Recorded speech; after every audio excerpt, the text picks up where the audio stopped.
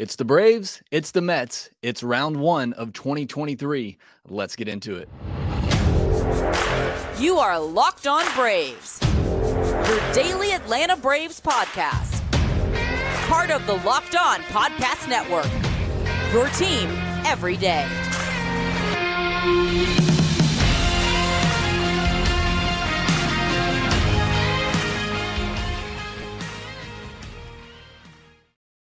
Hey, and welcome back to Locked On Braves, part of Locked On Sports Atlanta, where we cover your favorite Atlanta sports teams each and every day.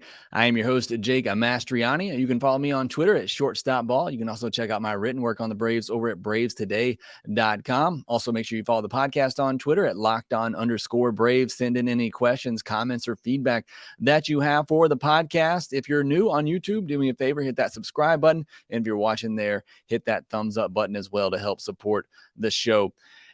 Locked On Braves, thanks for making Locked On Braves your first listen of each and every day. We post episodes daily, 5 days a week, Monday through Friday, and are free and available on all platforms. And thank you to all of our everydayers out there. I see some of you in the comments section. Let me know that you watch every day, and I really do appreciate all of that. On today's episode, we're going to be previewing this series with the Mets. I'll tell you everything that you could possibly want to know about these two teams entering this matchup. I was hoping to have Ryan Finkelstein from Locked On Mets on to do a crossover episode, but he's out getting married this weekend. So congrats to Ryan. You want to know anything about the Mets, make sure you are subscribed to Locked On Mets. He does a great job over there, and I'll have him on later in the year for another series between the Braves and the Mets. So if you're looking for Braves Mets action this weekend, I'll have you covered here in this preview, and then me and Grant will have a postcast after all of those games. Hopefully we get those played. This episode is brought to you by Game Time. Download the Game Time app, create an account, and use code LOCKEDONMLB for $20 off your first purchase. So this is round one between the Braves and Mets. Remember, in the balanced schedule this year, there's only 4 series between these two teams this season, and this is a 4-gamer, only 13 games overall. So all of these series just vastly important between these two teams and the Phillies as well, all these teams in the NL East. Now, coming into this series, the Braves are 17-9. The Mets are 15-11. They got off to a little bit of a slow start, then had a big winning streak about the same time the Braves had their big winning streak. Then the Braves had their big losing streak and bounced back, won 3 of their last 4. The Mets, on the other hand, had a big losing streak themselves and then salvaged a game against the Nationals on Tuesday, a game they almost blew in the end, came back and won, and again salvaged the game in that series. So they're 15-11. So the Braves come into the series with a 2-game lead. Now, it's really way too early in the season to start looking at standings, but when it comes to these two teams, you can definitely start looking at the head-to-head matchups and who's going to win that. Now, right now, the Braves have a plus 39 run differential. The Mets have a plus 12 run differential. I mentioned it's a 4-game wraparound series, and all these games crucially important. It is in New York, so first taste of this series, the Braves will be on the road, where they've been a much better team, surprisingly, this year. Hopefully that trend continues. Now, I'll start off with my keys to the series for the Braves in this one, and usually you end with your keys, but I'm going to start with my keys, and it really goes back to the same keys from last year. Pitchers have to throw strikes. That is the biggest key when you play the Mets. You cannot help them beat you. Look, we saw it all last year, and it's really the same team. We talked about all the moves they made in the offseason. It was really to bring back the same type of club. They're not going to strike out a lot. They're going to put the ball in play. They're going to get some weak hits. It's just going to happen. That's what happens when you put the ball in play a lot, and they're going to take their walks. You have to make them beat you.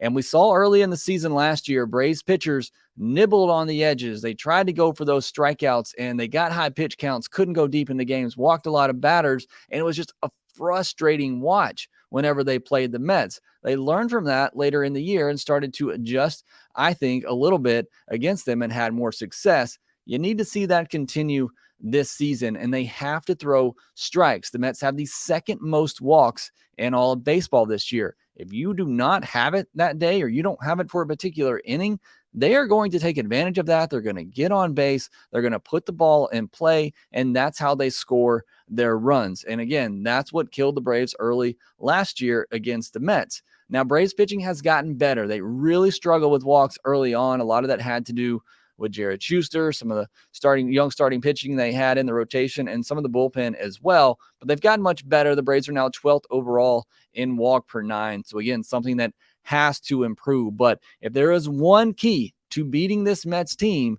it's do not help them on offense. Make them beat you. If they're going to, dink you with hits here and there and all of that, it is what it is. That's baseball sometimes. But do not give them free passes and make those soft hits turn into RBI singles because you walked a batter in front of it. So you cannot give them free passes. You have to make them beat you. It's a good offensive team. It's not a deadly offensive team. They don't have the power that the Braves have, but if you allow them, they will take advantage of every mistake that you make. And if you don't have your command that day, they are going to absolutely kill you. They're going to get into that bullpen and they're really just going to wreak havoc. So that is the key for the Braves in this series. And anytime they play this Mets team, make them beat you. Throw strikes. Do not help them out on offense. Now, bear with me. I'm going to run through the stats for each team really quickly, starting on offense, where the Braves are,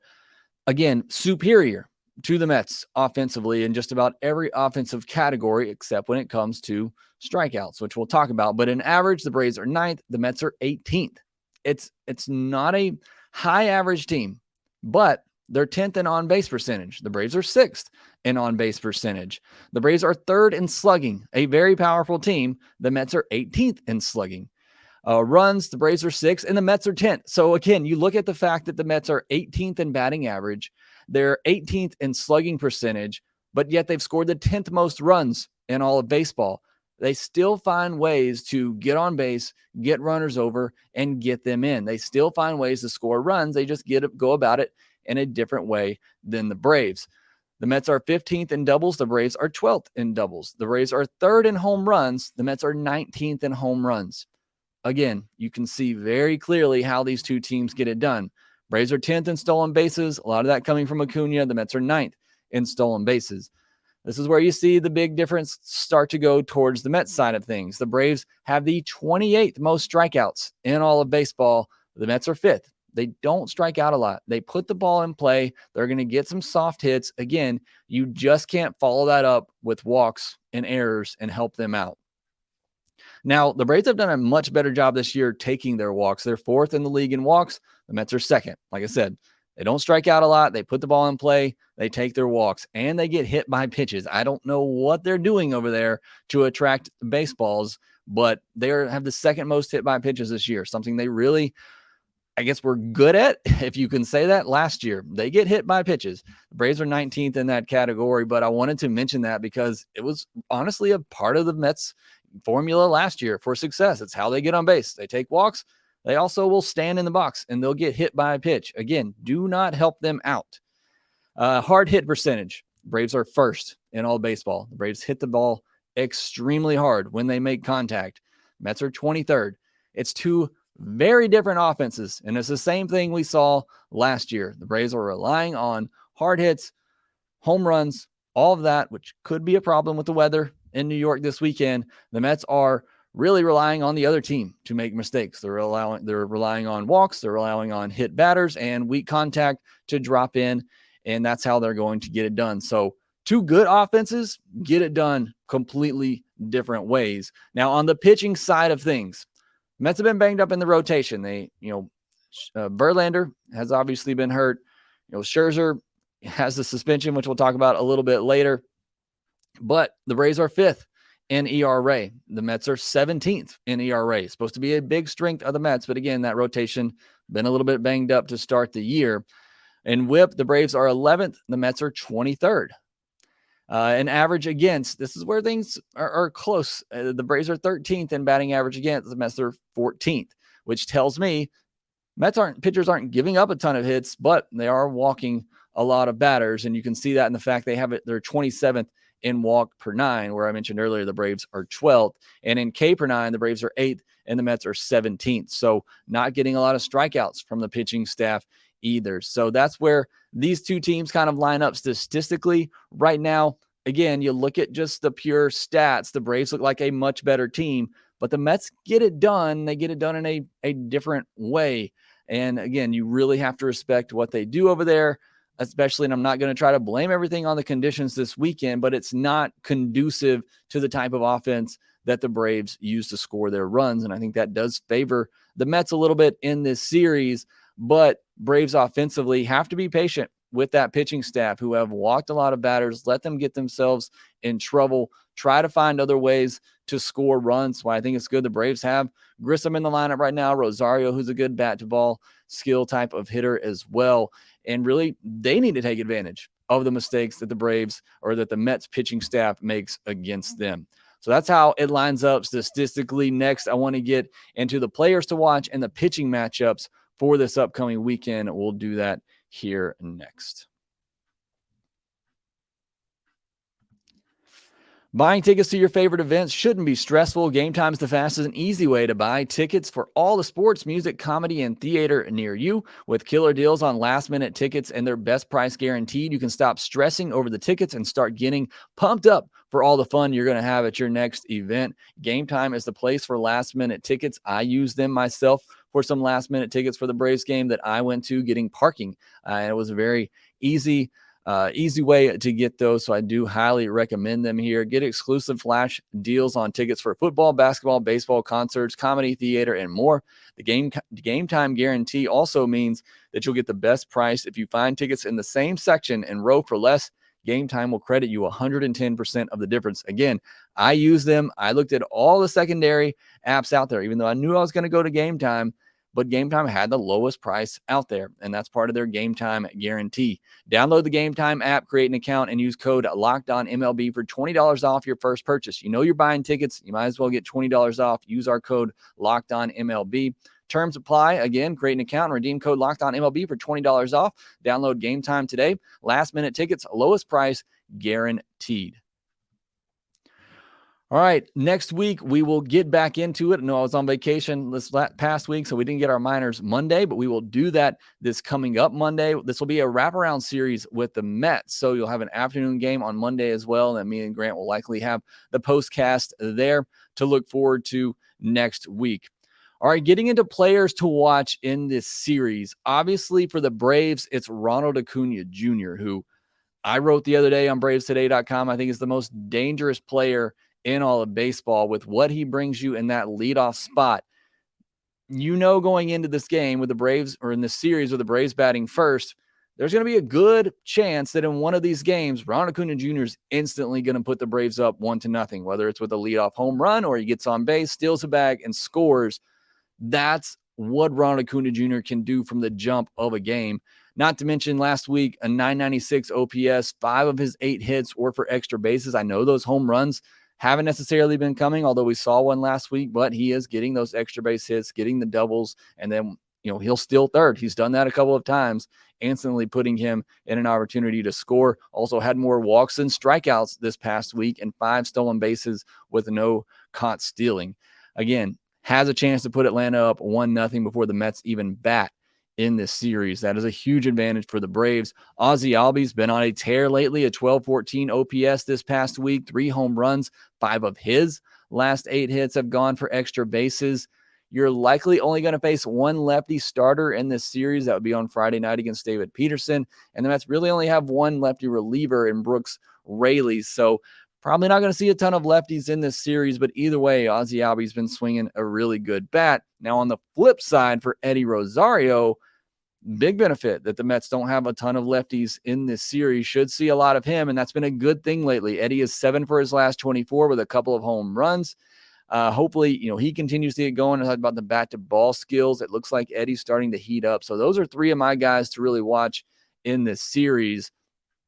For the Mets, Brett Baty, top prospect, has come up and really tried to spark this offense. He's 8 for his last 20 with a home run as well. So really good offensive player that the Mets have called up that I think could be a big impact for them this year and helping their offense really go to another level. And then Jeff McNeil, 9 hits in his last 6 games. You know what he does against the Braves, what he does against a lot of teams. He racks up the hits. This is the guy you do not want to be walking people in front of him.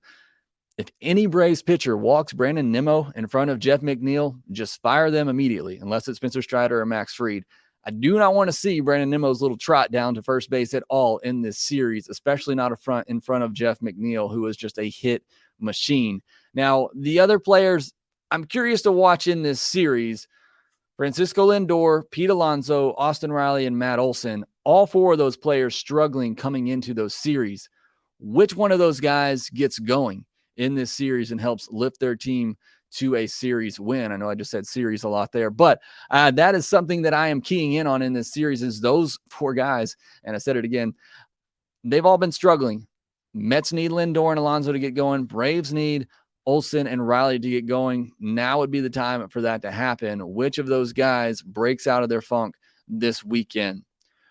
All right, next I want to get into the pitching matchup. Some really great pitching matchups this weekend. The Braves will have their guys lined up to go. Mets still a little banged up, but could be getting one of their aces back in the finale of this series. We'll talk about that next.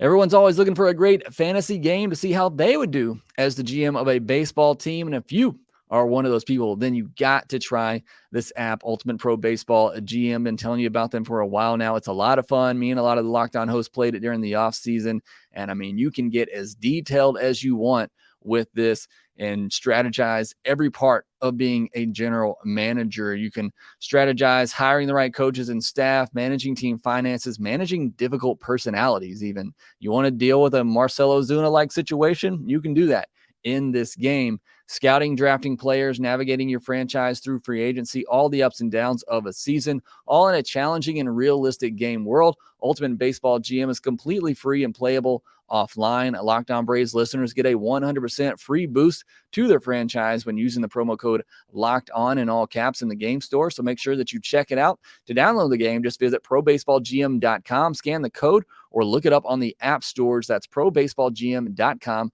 Ultimate Baseball GM. Start your dynasty today.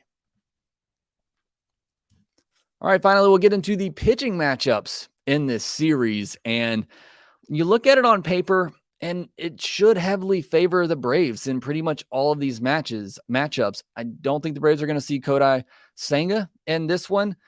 Obviously, Justin Verlander's out. You may get Max Scherzer on Monday of this series. In fact, I would expect that to be the case. Pitching matchup should heavily favor the Braves. Now, I want to talk about weather for just a second. I'm not a meteorologist, but weather's not good in New York this weekend. It's similar to what we saw in Atlanta on Thursday.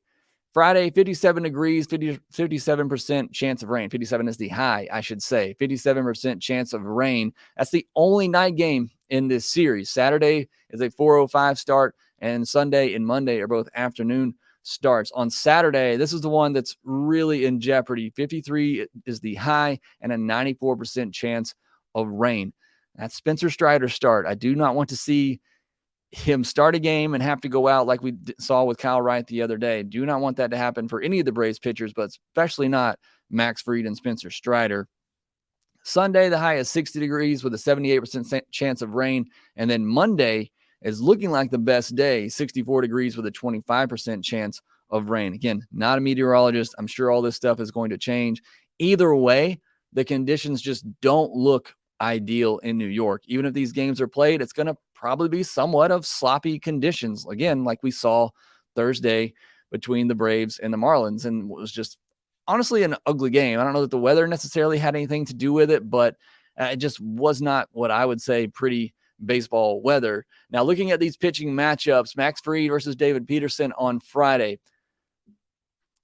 This almost has to be a must-win, easy win in this series. And I know there's no such thing as an easy win in baseball, especially against two division rivals, but this needs to be that. To set the tone in this series, you have your ace on the mound going up against a lefty, and you can pretty much stack the lineup with righties against him. This has to be a win. And again, hopefully weather doesn't affect anything and we get this game in with no delays. Max Fried can do what he's been doing lately and what he's really done against the Mets. Last year, he made 5 starts against the Mets, went at least 5 innings in all of them and gave up 2 earned or less in all of them. So want to see Max Fried be able to get his full start in, go 6 innings, 2 earned or less, And hopefully this offense can go to work against David Peterson. Now, Peterson had solid numbers against the Braves last year, but they have to get to him in this one and get into that bullpen. It's really going to be key in game one, and that's why I really hope the weather isn't affected by this. Braves had to cover a lot of innings on Thursday because of that rain delay. So this is, again, you have your ace on the mound. You need him to give you length. You need that offense to go to work against a lefty who's been struggling to start the year and make this an easy win. And hopefully the Braves can cruise in the second half or the end of the game, use some of their lesser bullpen arms to get through this one and get an easy win, save the bullpen, and really set the Braves up for success in this series. That needs to happen in game one. Nothing in baseball ever happens the way that it should, but that's the way that things should go for the Braves on Friday night if weather holds up and the game gets played as expected without any delays. On Saturday, Spencer Strider versus McGill. Got to pound the strike zone for Spencer Strider. Love him. He's my Cy Young pick.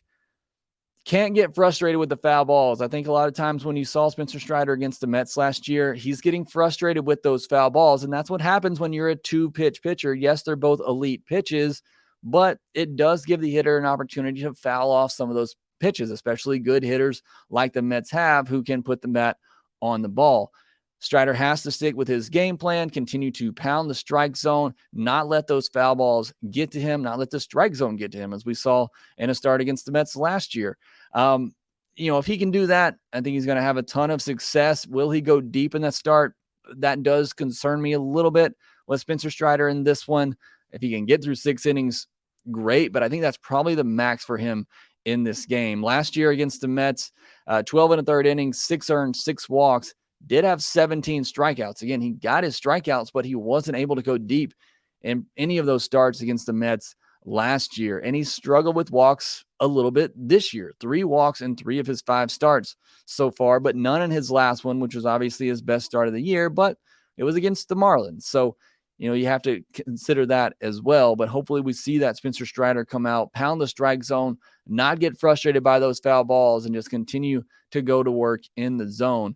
McGill has given up 9 earned runs in his last 3 starts with 8 walks and 9 strikeouts.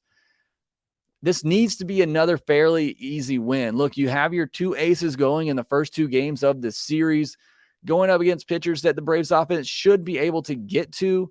Both of these need to be fairly easy and convincing wins for the Braves, in my opinion. And honestly, on paper, they should be. But as we know, nothing happens in baseball on paper or in actuality as it should or as it looks on paper. But these first 2 games with Fried and Strider going up against Peterson and McGill need the Braves to just take care of business and get those 2 games, because the next 2 could be a little bit more questionable for the Braves. On the back end of this series, you have Charlie Morton versus Jose Butto on Sunday.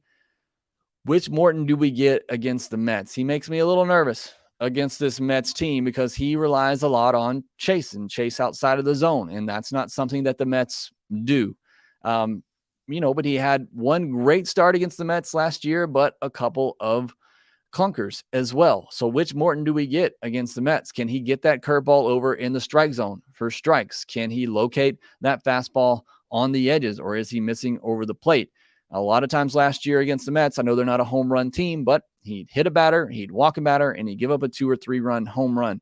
That can't happen in this game. It can't happen against this Mets team. Again, you help them out, they will take advantage of your mistakes, and I'm a little worried that Charlie Morton's going to make too many mistakes against this Mets team. Now, Braves are going up against a young pitcher in Butto, who has 3 career MLB starts, a 6.59 ERA and a 2.20 WHIP. Only given up 3 earned in 2 starts this year, but he hasn't gone deeper than 5 innings and has walked 10 batters. Have to be patient against this young kid. Make him come in the zone.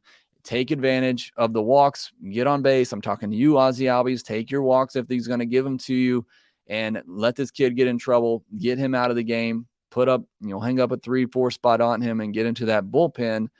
That's going to be the key to success on Sunday, which, again, depending on what Morton we get, that could become somewhat of an offensive game. And then on Monday, going to have Bryce Elder for the Braves. Elder did make a start against the Mets last year, did pitch in relief, 2+ innings there. A couple of fifth starter type starts for Elder lately, which is fine, and they've still been really solid, but he's starting to pitch more like a fifth starter at this point. And if he's going up against Max Scherzer, which it looks like could be the case, could spring trouble for the Braves on Monday. Scherzer coming off a suspension, got caught with some substance on his hand, didn't get it properly removed, whatever the case may be. I'm not going to get into that, but he got thrown out of the game, got suspended, should be eligible to come back on Monday. Just 3 innings pitched against the Dodgers on April 19th. Is he going to be able to go deep into this game? He hasn't completed 6 innings since his first start of the year. So make him work. I think that's the key there. He struggled a bit with walks this season, 9 walks and 19 1/3 innings for Scherzer, and fewer and more innings pitched than strikeouts as well. So it hasn't even been that typical dominant type Scherzer that we're used to seeing. But I think the key here is to make him work. He hasn't pitched in a while, only pitched 3 innings in his last start, hasn't gone beyond 6 innings in a game yet this season, walked a lot of batters already. Make Scherzer work in this one. That would be the key there. Now, just some quick news for the Atlanta Braves. Raisel Iglesias tossed a scoreless perfect inning on Thursday. I know that was great news for Braves fans who have watched AJ Minter blow a couple of saves here in this past week. And Michael Harris is back. He will return for this series against the Mets. Eli White and Nick Solak were both options. Solak was up for Eli White, who was on the paternity list. Braves went ahead and optioned both of them back to Gwinnett to make room for Michael Harris, who is back and will be a welcome addition to that outfield. We'll see if Sam Hilliard becomes the everyday left fielder now, although the Braves will be playing a lefty on Friday night, so I'd imagine we see Kevin Pillar out there. But for the rest of this series, do we see Hilliard in left and Harris in center? And then what happens at the DH spot? Is that where Rosario goes? That's how I would play it, but we'll see how Brian Snitker and the Braves play it in this series, which should be a fun one. Anytime the Braves and Mets meet up, it's so great right now to have this rivalry back. I think these two teams will be at the top of the NL East standings along with the Phillies for a while to come. So anytime these two teams meet, it's going to be a lot of fun. Again, I'll have the postcast for you on Locked On Sports Atlanta on YouTube and on the Locked On Braves podcast feed. So make sure that you are subscribed there so you can get those over the weekend for all 4 of those games. All right, that will do it for this episode of Locked On Braves. Thanks so much for making Locked On Braves your first listen of each and every day. Thank you again to all our everydayers out there. Make sure that you follow the podcast on Twitter at LockedOn_Braves. You can follow me at ShortstopBall. Also, make sure that you rate, review, and subscribe to the Locked On Braves podcast wherever you get your podcast, and we will talk to you next time.